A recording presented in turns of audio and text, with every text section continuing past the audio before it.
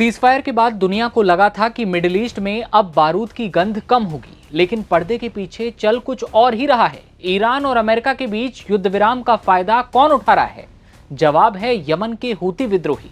खुलासा हुआ है कि हूती चुप नहीं बैठे हैं, बल्कि इसी सीजफायर की आड़ में जो पूरी दुनिया को दिख रहा है वो केवल झूठ का पर्दा है।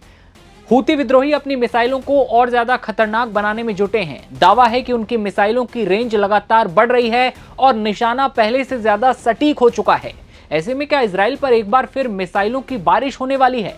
क्या ईरान जंग अभी नहीं रुकी, सिर्फ रणनीति बदली है? और क्या हूती अब मिडिल ईस्ट की अगली बड़ी जंग का ट्रिगर बनने जा रहे हैं?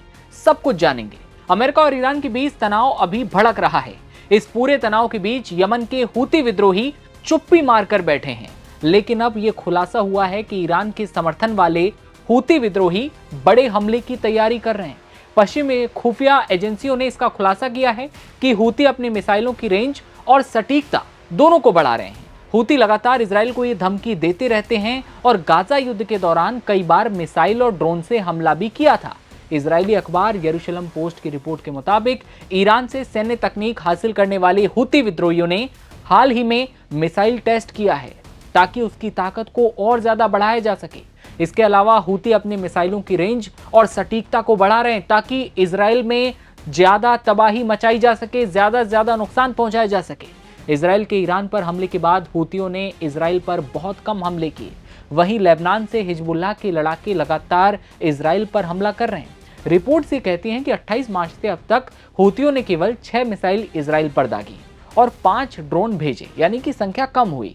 इससे पहले जब गाजा सीजफायर समझौता हुआ था तब हूतियों ने यह ऐलान किया था कि वो हर तरह के हमले रोक रहे हैं। हूतियों ने यह धमकी अब दी है कि अगर गाजा युद्ध फिर से शुरू होता है तो वो दोबारा इजराइल पर हमला करेंगे। इसके लिए उन्होंने अपनी मिसाइलों की रेंज बढ़ा ली है, टेस्ट कर लिए हैं। हूती नेता अब्दुल मलिक अल हूती का कहना है कि उनका संगठन हमास के साथ लगातार संपर्क में है और जरूरत पड़ने पर हर मोर्चे पर जवाब देगा।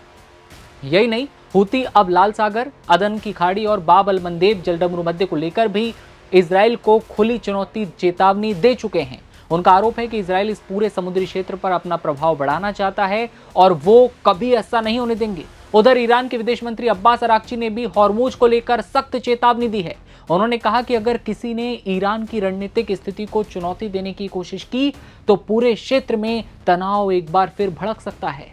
यानी कि ईरान और अमेरिका के बीच जो पूरी दुनिया ने शांति देखी है, उसके पीछे, पर्दे के पीछे हूती एक बार फिर हमले की तैयारी कर रहे थे। अपनी मिसाइलों और अपने जो अस्त्र शस्त्र हैं या फिर हथियार हैं उन्हें और ज्यादा धार दे रहे थे इजराइल पर हमला करने के लिए। यरूशलेम पोस्ट की एक रिपोर्ट में ये सारे खुलासे हुए हैं। आपको क्या लगता है, क्या हूती एक बार फिर इजराइल पर हमला करेंगे? कमेंट में अपनी राय दीजिएगा और देश दुनिया की हर खबर देखते रहने के लिए बने रहिए नवभारत टाइम्स के साथ। नमस्कार।